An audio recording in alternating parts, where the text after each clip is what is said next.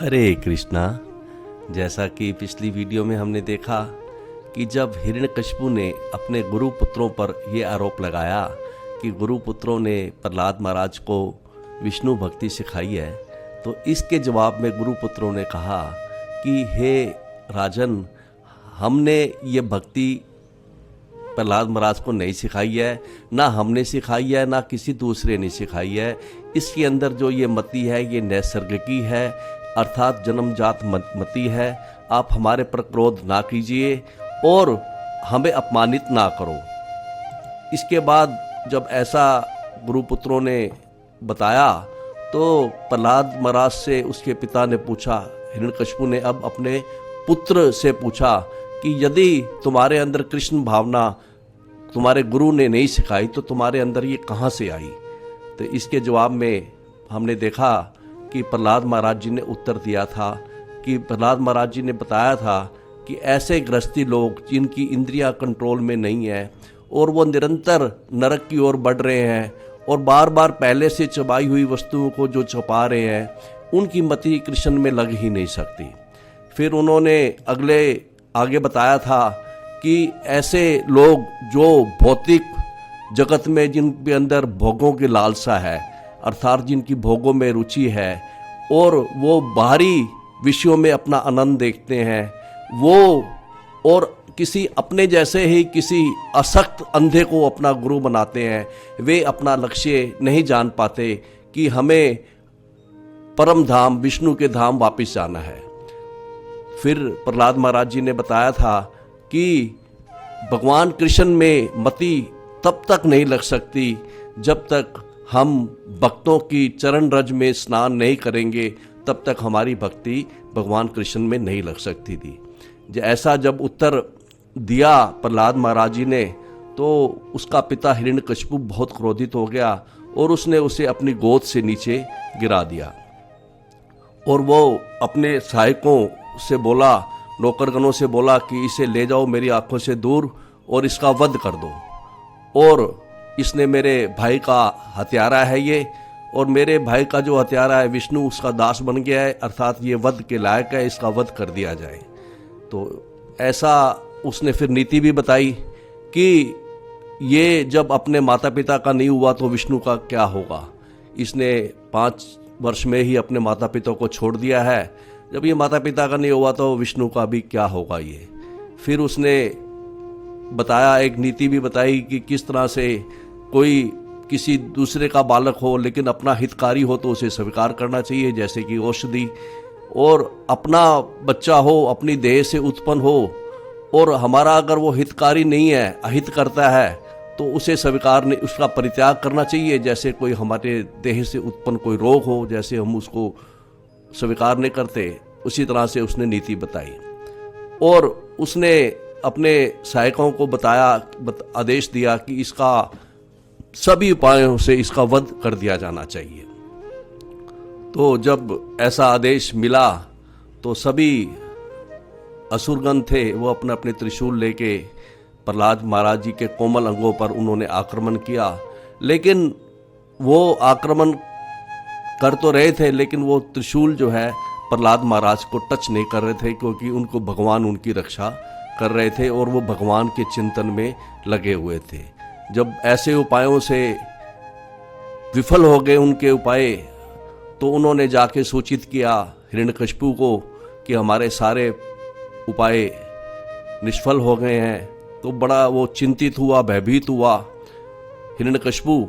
तो अब वो प्लानिंग कर रहा है और कैसे मारा जाए, तो अब वो प्लानिंग से मारने के उपाय कर रहा है।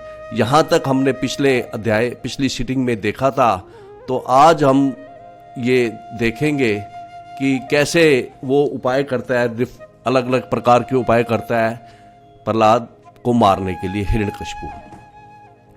तो नारद जी बता रहे हैं कि वो कैसे कैसे उपाय करते हैं। तो चलिए आज की भागवत चर्चा शुरू करते हैं।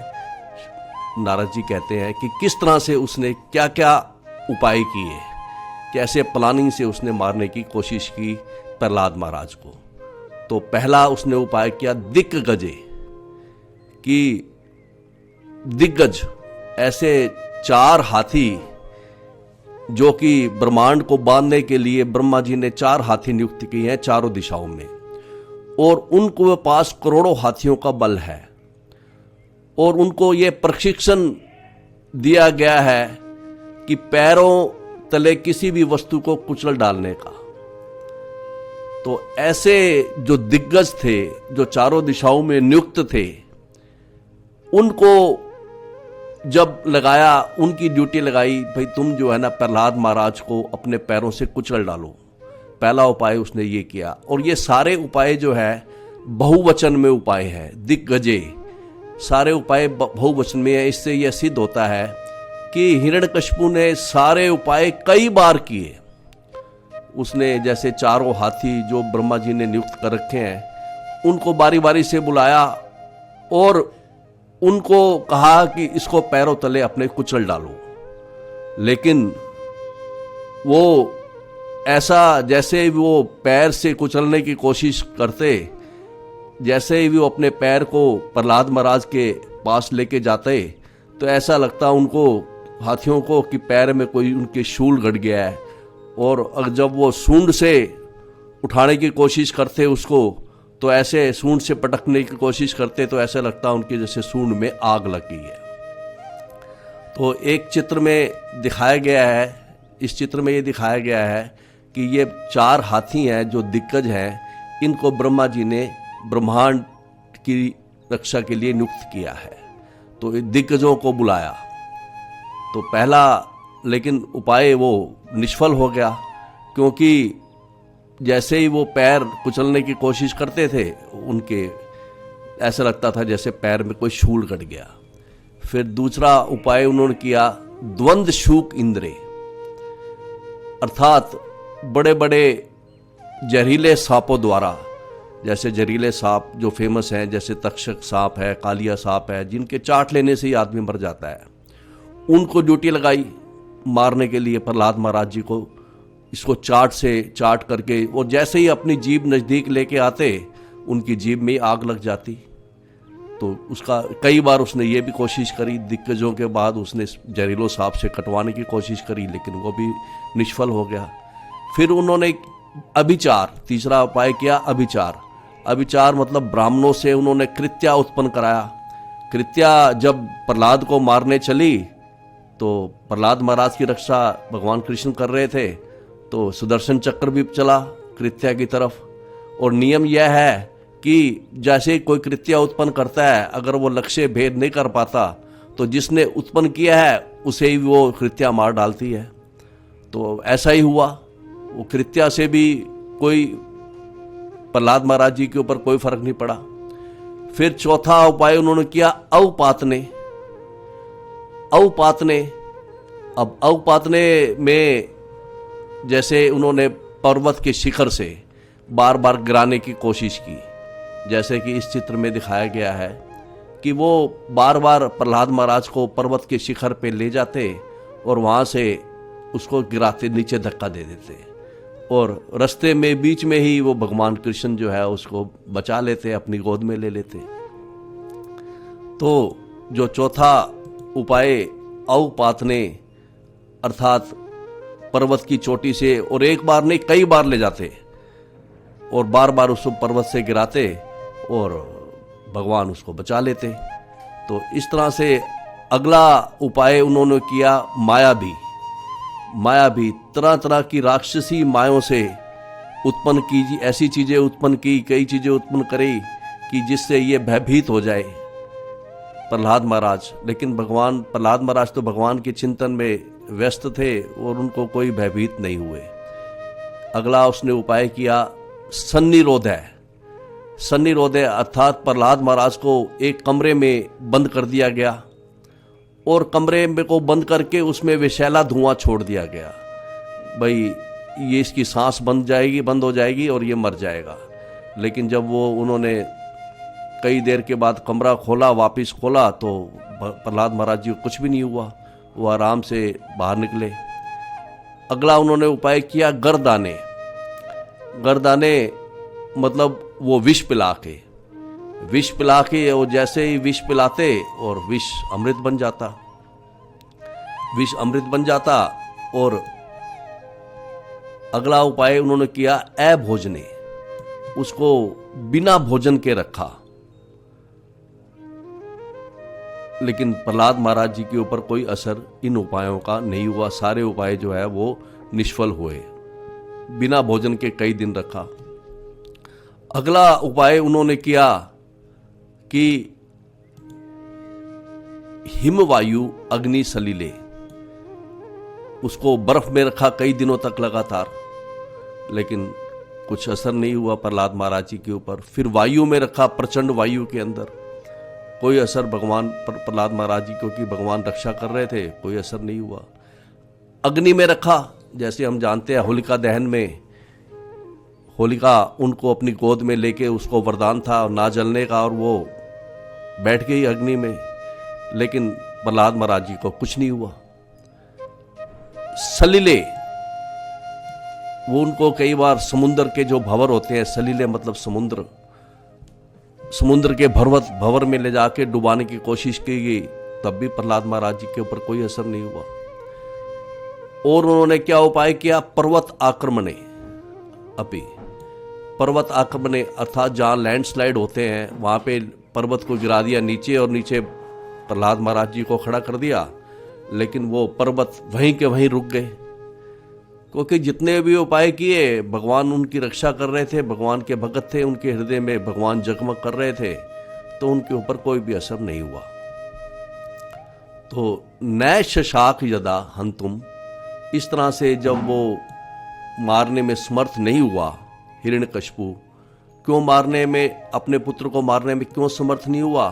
क्योंकि प्रहलाद महाराज अपापम थे, अर्थात निष्पाप थे। तो जब इतने सारे उपाय उसने कर लिए और मारने में सफल नहीं हुआ, तो चिंताम दीर्घ तमाम प्राप्त है, उसको बड़ी ही चिंता हुई कि अधिक काल वाली चिंता, बहुत ज़्यादा चिंता हुई कि अब वो सोचने लगा कि अब आगे क्या किया जाए। भाई ये प्रहलाद तो मरता नहीं है, इतने कोशिश करी है। तो इसके सरलार्थ में गुरु महाराज जी ने लिखा है, हिरण्यकशिपु अपने पुत्र को विशाल हाथी के पांवों के नीचे बड़े बड़े भयानक सांपों के बीच में कटवा कर, डसवा कर, विध्वंसक जादू का प्रयोग करके माया आदि से पर्वत की चोटी से नीचे गिराकर, मायावी तरीके करके विष देकर, भूखे रखकर, ठिठुरती ठंडी हवा, बर्फ में, हवा में, अग्नि में तथा जल में रखकर या उस पर भारी पत्थर फेंक कर भी नहीं मार पाया। जब उसने देखा कि वह निर्दोष प्रहलाद को किसी तरह हानि नहीं पहुंचा पाया, तो वह अत्यंत चिंता में पड़ गया कि आगे क्या किया जाए। अब अगले श्लोक में हिरण्यकशिपु सोच रहा है अपने मन ही मन में कि वो कह रहा है, ऐशे में बहु असाधु उगता है। अब वो कह रहा है कि मैंने तो बड़े ही असाधु वचन इसको बोले हैं, इसको मैंने बड़ी गालियां दी हैं, इससे मैंने बहुत गलत बोला है। वध उपाय च निर्मिता, और मैंने इसके वध के अनेकों उपाय मैंने किए हैं। तय तय द्रोहे असत्य धर्म, और मैंने इसके साथ विश्वासघात किया है कि अपने पिता ही अपने पुत्र को मार रहा है, और पुत्र सिर्फ 5 साल का है और पिता जो है पूरे ब्रह्मांड का राजा है। वो कह रहा है कि मैंने इसके साथ घृणित कर्म किया है और विश्वासघात किया है, लेकिन हर बार ये मुक्त हो गया है स्वयं एव तेजसा, ये बिना किसी के सहायता से अपने ही तेज से अपने आप मुक्त हुआ है। तो अब वो इसके सरलार्थ में गुरु महाराज जी कहते हैं कि हिरण्यकशिपु ने विचार किया कि मैंने इस बालक को दंडित करने के लिए अनेक गालियां दी हैं, अनेक अपशब्द कहे हैं, और इसे मार डालने के लिए अनेक उपाय किए हैं, किंतु मेरे समस्त प्रयत्नों के बावजूद यह मरा नहीं। निस्संदेह इन विश्वासघातों तथा घृणित कर्मों के द्वारा यह तनिक भी प्रभावित नहीं हुआ और अपनी ही शक्ति से इसने अपने आप को बचाया है। तो ऐसा जब और विचार कर रहा है वो हिरण्यकशिपु विचार कर रहा है कि वर्तमाने अविदूरे वे बालय अपि अज्जड़ धी अयम, कि ये तो मेरे से अविदूरे, दूरी पे स्थित नहीं है, अर्थात मेरे निकट है, अभी तो बच्चा है, मेरे निकट है, मैंने मारने का इतना प्रयास किया है, फिर भी ये नहीं मरा। बालय अपि अजड़ थी, और ये बिल्कुल पूर्णतया निर्भीक है, अजड़ थी, किसी से ना तो ये मैं या ना तो ये मरा और ना ये डरा, बिल्कुल निर्भीक है। और कह रहा है कि ना विस्मृति में अनार्यम, जो मैंने इसके साथ दुर्व्यवहार किया है ये भूलेगा नहीं। क्यों नहीं भूलेगा? क्योंकि जो इसने अपनी विष्णु भक्ति आज तक नहीं भूली। विष्णु भक्ति, ऐ प्रभु, जब इसने विष्णु के प्रति भक्ति नहीं छोड़ी तो मैंने जो इसके साथ दुर्व्यवहार किया है उसे कैसे भूलेगा? तो कहता है कि इसका स्वभाव जो है वो शून्य शेप, कुत्ते की पूंछ के समान स्वभाव है, और ये अपना स्वभाव नहीं छोड़ेगा, अर्थात विष्णु भक्ति नहीं छोड़ेगा ये। तो इसके सरलार्थ में गुरु महाराज जी ने लिखा है, हिरण्यकशिपु कहता है कि यद्यपि यह मेरे अत्यंत निकट है और निरा बालक है, फिर भी यह पूर्ण निर्भीक है। यह उस कुत्ते की टेढ़ी पूंछ के समान है जो कभी सीधी नहीं की जा सकती, क्योंकि यह मेरे दुर्व्यवहार तथा अपने स्वामी भगवान विष्णु से अपने संबंध को कभी भी नहीं भूलता है। तो अब वो भयभीत हो रहा है, और भयभीत होकर वो सोच रहा है कि अप्रमेय अनुभाव अयम, इसका जो अनुभाव है, इसका जो प्रभाव है असीम है, अप्रमेय है। अकृष्टित भय, ये किसी से भयभीत नहीं होता, और ऐसा लगता है ये अमर है। अब कहता है कि देखो, मैंने तो इतनी तपस्या करके 100 दैवी वर्ष तक तपस्या करके ऐसे वरदान लिए जिससे मैं कोशिश कर रहा हूं अमर होने की, और ये तो राम राम करके ही अमर हो गया। ऐसा लगता है कि इसकी मृत्यु लिखी ही नहीं गई है। फिर कहता है कि नूनम एतत् विरोधिन, मेरे को ऐसा लगता है कि अगर मैं इसका विरोध करूंगा तो मेरी मृत्यु होगी, और अगर मैं विरोध नहीं करूंगा तो मेरी मृत्यु नहीं होगी। तो उसके दिमाग में बड़ी सही सही बात आ रही है, उसको समझ में आ रहा है भाई इसका अगर मैं विरोध करूंगा तो पक्का मेरी मृत्यु होगी, और इसका विरोध अगर नहीं करूंगा तो मेरी मृत्यु नहीं होगी। अब उसको समझ में तो आ रहा है, लेकिन भगवान से द्वेष भी है, और ऐसे लोग जिनको भगवान से द्वेष है वो भक्ति की जरा सी भी गंध बर्दाश्त नहीं कर सकते। तो इसके सरलार्थ में गुरु महाराज जी लिखते हैं कि हिरण्यकशिपु सोच रहा है अपने आप में कि मैं देखता हूं कि इस बालक की शक्ति असीम है, क्योंकि यह मेरे किसी भी दंड से भयभीत नहीं हुआ, यह अमर प्रतीत होता है। अतः इसके प्रति शत्रुता के भाव से मैं मरूंगा। अगर शत्रुता के भाव रखूंगा तो मरूंगा, अगर नहीं रखूंगा तो बचूंगा। अब वो सही बात तो सोच रहा है, लेकिन क्योंकि भगवान से द्वेष है, वो भगवत का भक्ति की गंध बर्दाश्त नहीं कर सकता। तो जब इस तरह से उसने चिंता में डूबा हुआ है और अलग से बैठा है अपने ऑफिस में, तो इति तत्चिंत्या किंचित, इस तरह से उस चिंता में डूबा हुआ है। मलान श्रियम, और मुरझाया हुआ उसका मुख है, अधमुखम, और शारीरिक कांति बिल्कुल मलिन हो गई है। तो जो गुरुपुत्र थे, जो इसके अध्यापकगण थे, षंड और अमरक, जो ओष्णसो अर्थात शुक्राचार्य जी के जो पुत्र थे, उन्होंने हिरण्यकशिपु से किसी गुप्त स्थान पे अलग जगह पर उन्होंने जाकर ये बोला। तो दोनों गुरुपुत्र गए हिरण्यकशिपु के पास। जब उन्होंने देखा कि बड़ी चिंता में डूबा हुआ है, इसका मुख मलिन है और मुंह नीचे किए बैठा है, तो वो एक विभक्त अलग से एक स्थान में उन्होंने जाके हिरण्यकशिपु को बोला। तो इसके सरलार्थ में गुरु महाराज जी लिखते हैं कि इस प्रकार सोचते हुए चिंतित तथा कांतिहीन दैत्यराज अपना मुख नीचे किए हुए चुप रह गया। शुक्राचार्य के पुत्र षंड तथा अमर एकांत में उससे बोले। अब अध्यापकगण उसको क्या सलाह देते हैं? वो कहते हैं कि हे हिरण्यकशिपु, हे असुरराज, जितम तव्या एकेन जगत्त्रयम्, कि तुमने अकेले ही 3 प्रकार के जो जगत हैं, जैसे 14 लोगों को 3 भागों में विभक्त किया गया है, एक ऊपर वाले लोग हैं, एक नीचे वाले लोग हैं अधोलोक, और एक मिडल लोक हैं।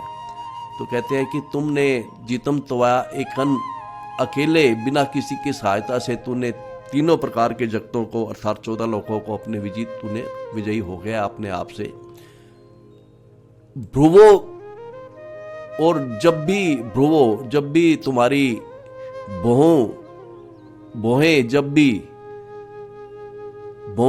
भी फैलती हैं, विजर्भशन त्रस्त समस्त दिशपन्याम, जैसे ही तुम्हारी भौहें फैलती हैं, सारे लोगों के प्रमुख व्यक्ति सब डर जाते हैं, सब भयभीत हो जाते हैं।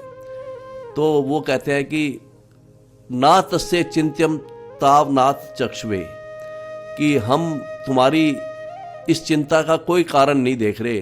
भाई तुम इतने शक्तिशाली हो और तुमने तीनों लोगों को विजय कर रखा है, सारे प्रमुख गण तुमसे डरते हैं और तुम्हारी चिंता का कोई कारण नहीं है, हम ऐसा देख रहे हैं। और कहते हैं कि अगली लास्ट पंक्ति में बोलते हैं, ना वे शिशु नाम गौन दोष्योपदम। जहाँ तक कहते हैं कि प्रहलाद महाराज जी का बात है, प्रहलाद की बात है, कहता है वो तो अभी बच्चा है और बच्चे का जो गुण और दोष है उसका कोई महत्व नहीं होता।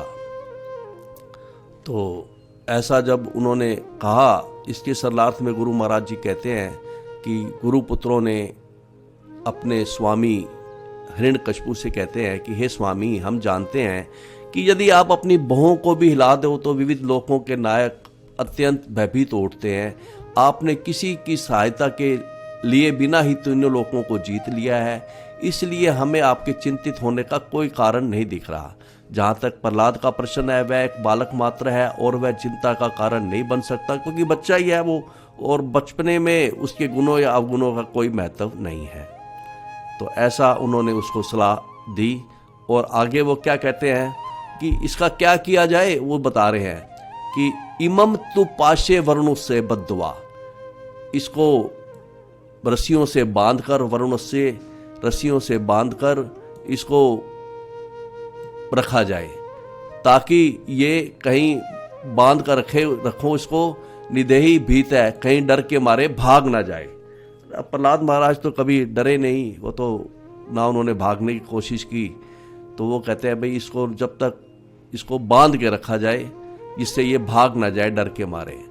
और वो कहते हैं कि बुद्धि चै पुंसै वैसा आर्य सेवा, कहते हैं कि अभी तो ये बच्चा है, जब ये बड़ा हो जाएगा, वैसा जब ये बड़ा हो जाएगा तो बच्चे बड़े होने के बाद उनकी बुद्धि बदल जाती है।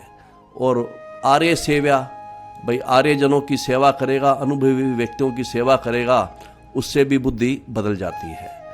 और कहते हैं कि यावत गुरु भार्गव आगमिष्यति, इसको तब तक बांध के रखो जब तक हमारे पिता अर्थात शुक्राचार्य जी जब तक नहीं आते, तब तक इसको बांध के रखो, ये भागने ना पाए। भाई जान का मोह तो सबको होता है। और मेरे पिताजी, हमारे पिताजी बड़े नीतिज्ञ हैं और वो ऐसी बात बताएंगे, इसको व्यवहार पर इतना लेक्चर देंगे कि अपने आप ही कृष्ण भक्ति छोड़ देगा। और वैसे भी कहते हैं कि बड़े लोगों की सेवा करने से, उम्र बढ़ने से बुद्धि में परिवर्तन होगा। उम्र बढ़ेगी तो भाई इसकी शादी कर देना, ग्रह गृहस्थी में फंस जाएगा और कृष्ण भक्ति अपने आप ही छूट जाएगी। इस तरह से उन्होंने सलाह दी, भाई इसको बांध के रखो और जब तक हमारे पिता शुक्राचार्य जी नहीं आते। तो इसके सरलार्थ में गुरु महाराज जी लिखते हैं कि गुरुपुत्र कहते हैं कि हमारे पिता शुक्राचार्य जी के लौट आने तक इस बालक को वरुण की रस्सियों से बांध दो, जिससे वह डर कर भाग ना पाए। हर हालत में जब वह कुछ बड़ा हो जाएगा और हमारे उपदेशों को आत्मसात कर चुकेगा या बड़ों की सेवा कर लेगा तो इसकी बुद्धि बदल जाएगी। इस प्रकार चिंता का कोई बात नहीं है। जब वो ऐसा उन्होंने सलाह दी गुरुपुत्रों ने, तो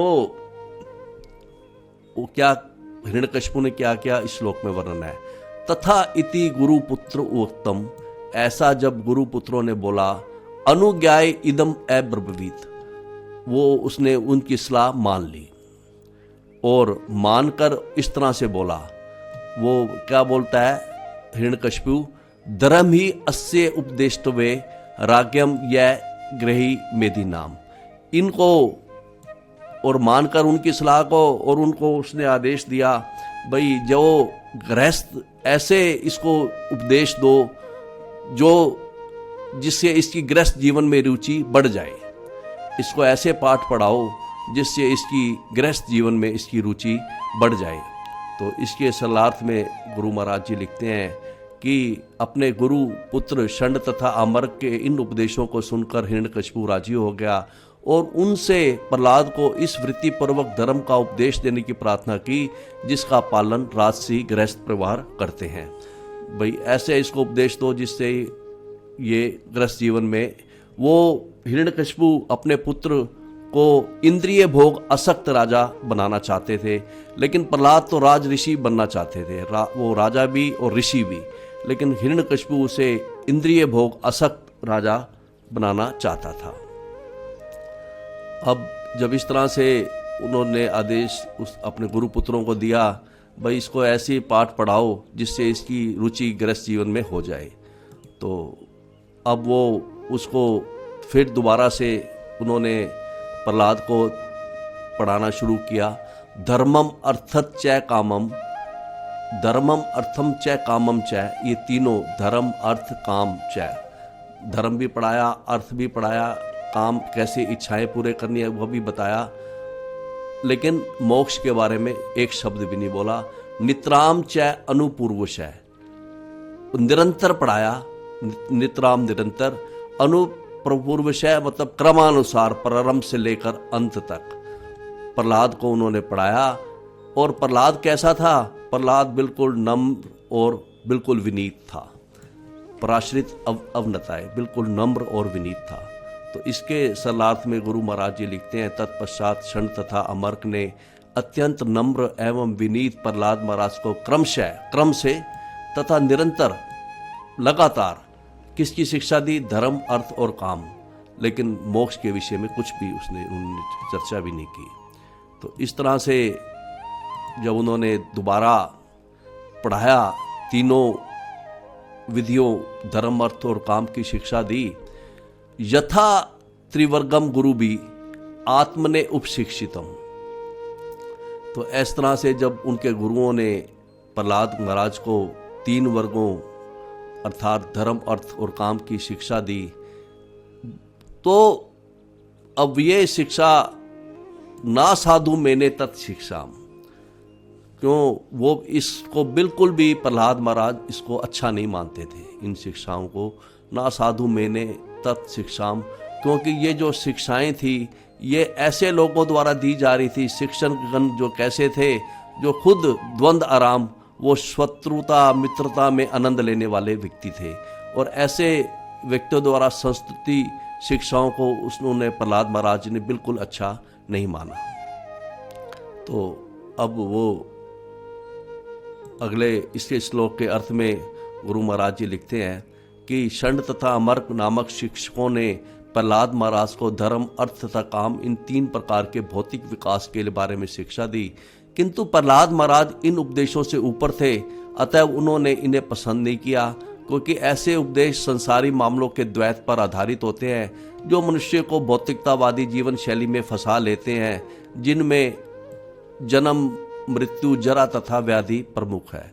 ये जो बार बार हमारा जन्म होता है, जन्म लेने में भी कष्ट है, मृत्यु के समय भी भयंकर कष्ट होता है, और जरा बुढ़ापे में भी कष्ट होता है, और व्याधि जब कोई बीमारी आ जाती है तब भी हमें भयंकर कष्ट होता है। तो इस तरह से ये प्रहलाद महाराज को ये शिक्षाएं बिल्कुल भी अच्छी नहीं लगती थी, जो कि ऐसी शिक्षाएं थी जो मनुष्य को भौतिकतावादी जीवन शैली में फंसा लेती थी, तो ये उनको बिल्कुल भी अच्छी नहीं लगती थी।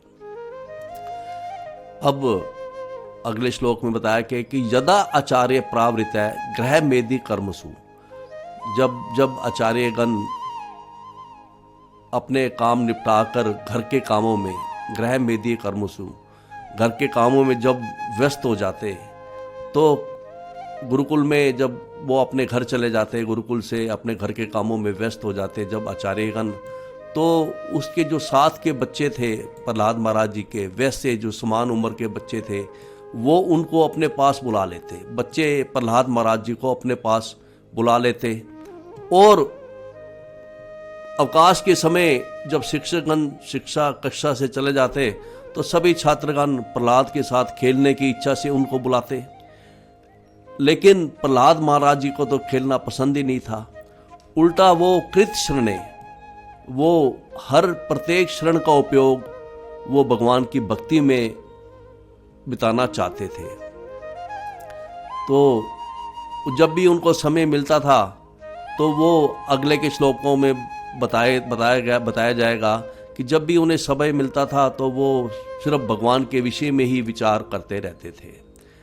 तो इसके सलाथ में गुरु महाराज जी लिखते हैं कि जब शिक्षक गण, आचार्यगण अपने घरेलू काम करने पर अपने घर चले जाते थे तो प्रहलाद महाराज के समवयस्क छात्र उन्हें अवकाश के समय खेलने में लगाने के लिए बुलाते थे। लेकिन प्रहलाद महाराज की तो खेलना पसंद था नहीं, तो और वो प्रहलाद महाराज जी क्या करते, अथ तांश लक्षणया। अब प्रहलाद महाराज वो उनको खेलने के लिए बुलाते, लेकिन प्रहलाद महाराज उल्टा उनको प्रवचन देना शुरू कर देते। अथय तांश लक्षणया वाचा प्रत्याहु महाबुदय। तो प्रहलाद महाराज अपने उन सहपाठियों को बड़ी ही सुहावनी वाणी से संबोधित करते हुए, क्योंकि अत्यंत बुद्धिमान थे, भगवान की भक्ति में आगे थे, बहुत आध्यात्मिक चेतना में अग्रसर थे प्रहलाद महाराज। और वो कहते उनको, और कहते कैसे, प्रहसन हंसते हुए। क्यों प्रहलाद महाराज उन पर इसलिए हंस पड़ते क्योंकि वे जानते थे कि भौतिक भोगों ये वास्तविक सुख नहीं है। वास्तविक जो सुख है वो तो कृष्ण की भक्ति है, कृष्ण की भक्ति में प्रगति है। और जो इनके साथीगण थे, उनको जो सारे विद्यार्थी थे, वो सारे धर्म, क्योंकि उनको पाठ ही यही पढ़ाया जा रहा था, धर्म अर्थ और काम के उपयोग द्वारा कैसे भौतिक जीवन का भोग करना है, तो वो इस फील्ड में आगे बढ़े हुए थे। और प्रहलाद महाराज जो है ना, वो आध्यात्मिक शिक्षा में आगे बढ़े हुए थे। तो वह उन पर हंस पड़ते कि भौतिक जीवन की उपयोगिता के ऊपर। इसके सलाथ में गुरु महाराज जी लिखते हैं कि तब प्रहलाद महाराज ने, जो सचमुच परम विद्वान पुरुष थे, अपनी सहपाठियों से अत्यंत मधुर वाणी में कहा। उन्होंने हंसते हुए भौतिकतावादी जीवन शैली की अनुपयोगिता के विषय में बताना शुरू किया और उन पर अत्यंत कृपालु होने का कारण उन्हें इस प्रकार उपदेश दिया। अब प्रहलाद महाराज जी अपने जो साथी गण हैं, बच्चे हैं, बालक हैं, उनको उपदेश देंगे। और वो इस श्लोक में बताया गया है कि ते तु तत्गौरवाद सर्वे। और जो प्रहलाद महाराज जी बोलते थे, सब बच्चे उनके शब्दों के प्रति महान आदर रखते थे।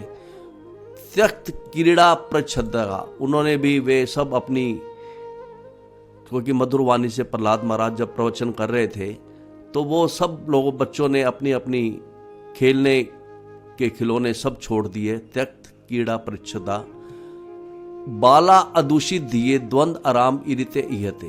कहते हैं कि अभी वो बच्चे थे, उनकी अदूषित धी थी, मतलब अभी उनकी बुद्धि इतनी खराब नहीं करी थी शिक्षकों ने, जो कि द्वंद आराम, जो कि षंड तथा अमर्क, जिन्हें दैत्य भाव में आनंद आता था, उन्होंने अभी बच्चों की बुद्धि इतनी खराब अभी नहीं हुई थी। तो वो बड़े ही प्रहलाद महाराज के वचनों को बड़ा ही आदर देते। उन्होंने सब खिलौने विलौने छोड़ के और क्या करते, पर्युपासते राजेंद्र, हे राजेंद्र, हे युधिष्ठिर महाराज, वो पर्युपासते, चारों तरफ बैठ जाते बच्चे प्रहलाद महाराज के, और तत्न्यस्त हृदय ईक्षण, और उनको अपना हृदय दे देते, मतलब बड़े ध्यान लगाते। हृदय तथा नेत्र ईक्षण, वो एक टक उनको देखते और बड़े ही अपने दिल से उनकी बात सुनते। और उनको क्या प्रवचन दिया, तान आहा करुणा मैत्रेय। और अत्यंत दयालु जो थे प्रहलाद महाराज, उसने अपने मित्रों को क्या प्रवचन दिया, महाभागवत। प्रहलाद महाराज महाभागवत थे, यद्यपि उनका जन्म असुर वंश में हुआ, लेकिन वो एक महाभागवत थे। तो इस के सरलार्थ में गुरु महाराज जी लिखते हैं कि हे राजा युधिष्ठिर, सारे बालक प्रहलाद महाराज को अत्यधिक चाहते थे, इतना चाहते थे कि वो एक टक उनका देखते रहे थे। अपने हृदय भी उन्होंने उनको दे रखा था और अपनी आंखें भी उन्होंने एक टक देख रहे थे। अपनी अत्यधिक चाहते थे और उनका सम्मान करते थे। अपनी अल्पायु के कारण वे अपनी शिक्षकों के उपदेशों एवं कार्यों से इतने दूषित नहीं हुए थे। उनकी अभी बुद्धि इतनी दूषित नहीं हुई थी, जबकि उनके शिक्षक जो षंड और अमरक थे, वो तो निंदा, द्वैत, शारीरिक सुविधा के प्रति आसक्त थे। इस तरह सारे बच्चे अपने अपने खिलौने छोड़कर प्रहलाद महाराज की बात सुनने के लिए उनके चारों ओर बैठ गए। उनके हृदय तथा नेत्र उन पर टिके हुए थे और वे उन्हें उत्साहपूर्वक देख रहे थे। प्रहलाद महाराज यद्यपि असुर कुल में पैदा हुए थे, किंतु महान भागवत थे, महान भगत थे और वे असुरों की कल्याण की कामना करते थे। कहते हैं कि ये मेरे मित्र हैं, भले ही असुर कुल में पैदा हुए हैं, लेकिन वो उनका कल्याण की कामना करते थे। इस प्रकार उन्होंने इन बालकों को भौतिकतावादी जीवन की व्यर्थता के विषय में उपदेश देना प्रारंभ किया। अब प्रहलाद महाराज जी अपने असुर बालकों को उपदेश देना उन्होंने प्रारंभ किया। तो वो क्या उपदेश देते हैं, इसको हम अगला अध्याय, आज ये 5वां अध्याय समाप्त हो रहा है और प्रहलाद महाराज असुर बालकों को क्या उपदेश देते हैं, इसको हम अगली सीटिंग में लेंगे। तब तक के लिए हरे कृष्णा।